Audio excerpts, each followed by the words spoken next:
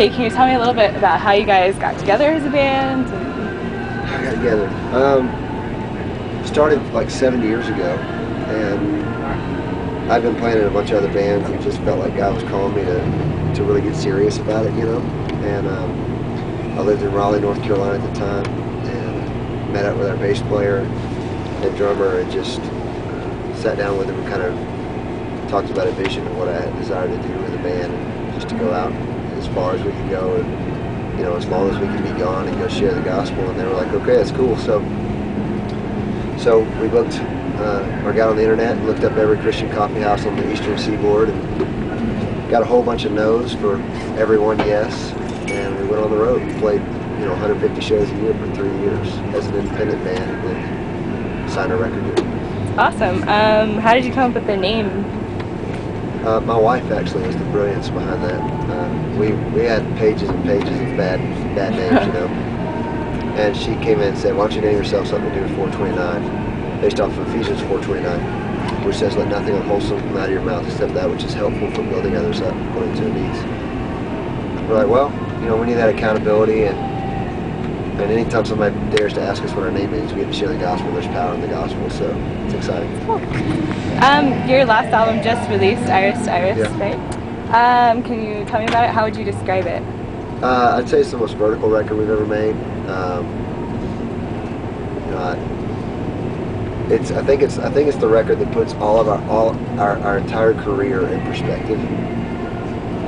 It's kind of hard to explain that, except that for the first time, songs like Glory Defined, Space in Between Us, songs like that have been big for us. Really makes sense. This record thought I had it completely written, and I had written like 25 or 30 songs, and then realized they just weren't very good, you know. And it was a scary realization. And spent 2 days praying. Just said, okay, well, I'm not going to write, I'm going to pray. And for 2 days, I just asked God, what do you want me to write about? And at the end of the second day, I heard a very clear, specific message, and the message was just sing to me. And so I started writing really vertical songs. We've always been a band that kind of stayed away from that. At least we thought we did. Because it's just, you know, doing worship music can be really marketable, you know? And I don't want to do it for that reason. But this record really, it felt natural for us to get a little more worshipful. That's kind of what the record's all about. Cool. Where did the name come from? Iris to Iris. We were in Germany on a trip, overseas playing shows, and my manager was sitting down, and we were trying to figure out the name of the record, you know, and then he quoted that lyric, we're out of a song called Waiting to Shine, praying that you'll let the skies open wide, your child see your eyes, iris to iris, we'll be here waiting. And it really just kind of clicked. It was like that was the whole focus of the whole record, you know, for us to be drawn in closer to God, and to just be willing to sing with reckless abandon. And so that's why we named that. Awesome.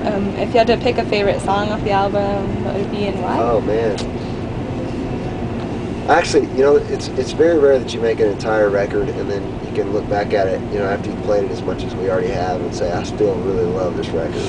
But on the flight here today, I put it in just to listen to it and see if it was still as good as I thought it was, you know.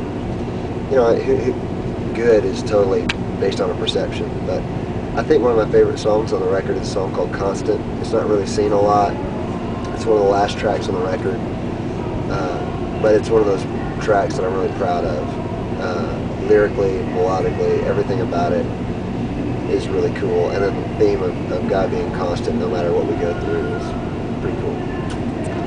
Okay. As a musician, how do you define success? As a musician, I think it's defined differently than as a ministry. As a musician, I think success would be defined by playing in front of as large a group of people as possible, and seeing them react to your music. You know, watching people react and be pulled in, drawn into what's going on with the music and with the lyrics and song. On a ministry side, which is really where we focus most of our efforts,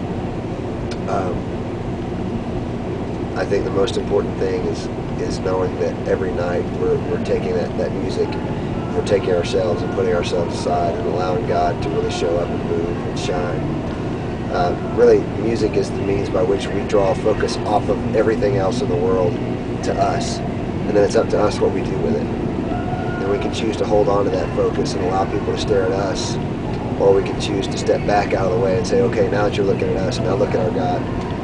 And I think that's really what our ministry would be defined as successful by. Cool. As a band, what's next for you guys? Albums or touring?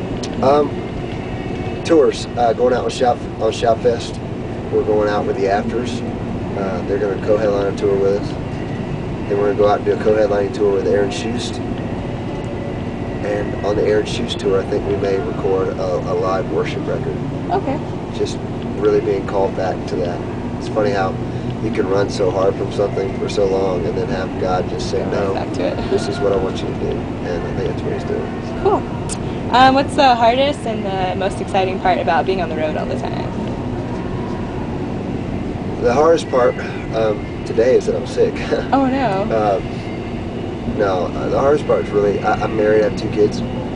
Everybody in the band, they're all married, and except for Dusty, our bass player, but he might as well be, he's already whooped. I think the hardest part is being away from home, being away from our families, not from a side of we can't handle it, but from a side of just knowing that every moment that we're gone, we need to be using for His glory, because every moment that I'm here is a moment that I'm missing in my child's development. I mean, I have an 18-month-old daughter and a 4-year-old son.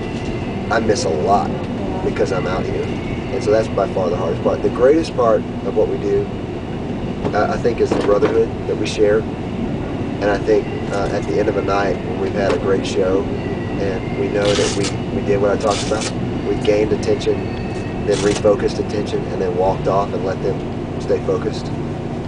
I think that by far is the greatest part of what we do, and when we hear stories about it and stuff, it's what gives us the energy to keep doing it. Cool. Are you guys still involved in a worship or music ministry, and where you're from? Yeah. My wife and I are actually the head of the college ministry at our church, and when I'm at home, I lead worship and stuff like that. But honestly, this ministry, Building 429, is through the years it takes up more and more of our time, and it really, the time that we get at home is really a time where we desire to have people feed into us. I think it's very easy to come out on the road and pray in front of thousands of people, talk about the goodness of God, and to totally not even have a relationship with God. If you go to festivals and you walk around backstage, you can see a marked difference between those who have a tangible relationship with the Lord, where they really do know God, and those who are just empty and doing everything they can to try and project that they're not, And on some days we are full. On some days we're empty. It's our desire that when we go home, people pour into us. So we try not to be super involved in terms of leading at home. We try to go home, sit, listen, and be taught.